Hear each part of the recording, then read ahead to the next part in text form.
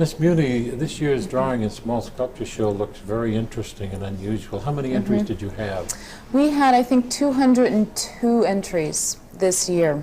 Is that pretty good compared to previous years? That's actually pretty low compared to previous years. I think there was a mix-up at the publishers and we didn't get the prospectus out in time. But a normal turnout is about 350 to 500 entries. Good. And this is really a great showcase for the artist, is it not? It is, especially this year, because we changed the format. Instead of having about 70 artists and about 80 works, we have only 15 artists, and each artist shows 5 to 10 works. So each artist is able to present a more cohesive view of his or her own work. It gives you a range. It gives you a range, and it also gives you the juror has a better ability to choose the kind of work he wants to see, not just isolated glimpses of certain trends and certain ideas. Who did you get to jury the show this year? The juror was Douglas Schultz, who's the director of the Albright Knox Art Gallery in Buffalo, New York. For those who may not know what a juried show is, tell us about it. A juried show is, there are many ways to do it. You can either have it on a national or a regional or local scale, but basically send in slides and then a juror will view the slides and narrow the field down to a few artists who either typify a certain theme, a certain style of working, or who are just particularly indicative of what the juror feels the focus of the show should be.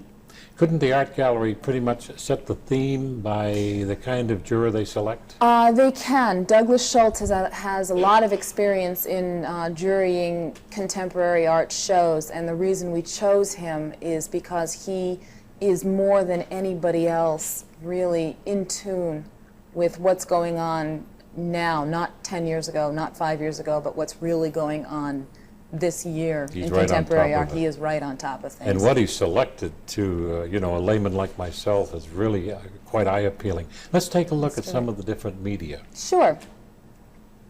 These wooden third-dimensional pieces have a similar theme. Are they by the same artist? They do. They are. They're by an artist by the name of Patrick Luber. He's from Albuquerque, New Mexico, and he is a sculptor, and he is particularly interested in working in wood as well as combining the wood with objects that he finds just on the street or in his studio to create an idea of a toy. And basically he takes these little pieces of things that he finds and puts them together into something that has a throwback to one's childhood.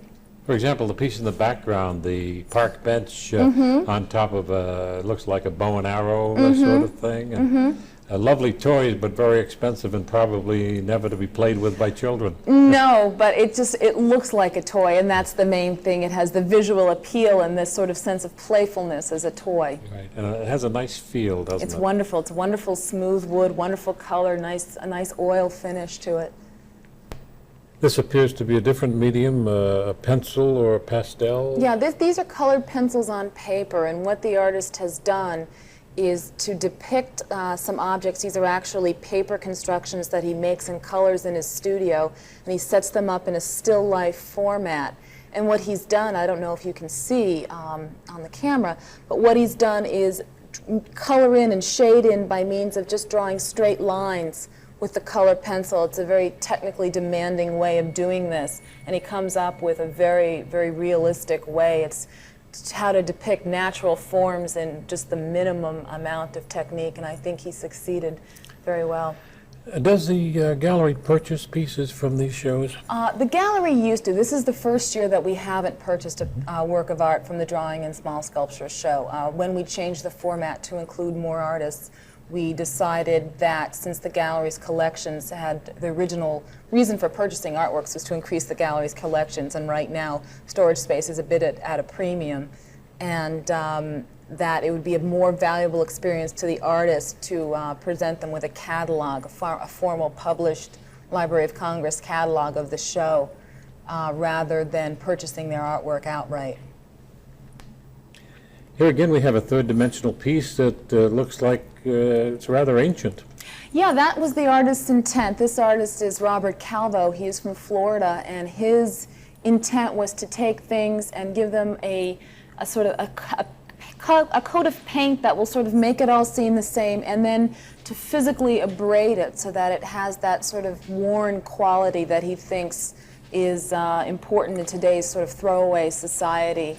He feels that people don't hang on to things long enough, and by giving his art pieces this quality of age, he hopes he's encouraging them to hang around for a while.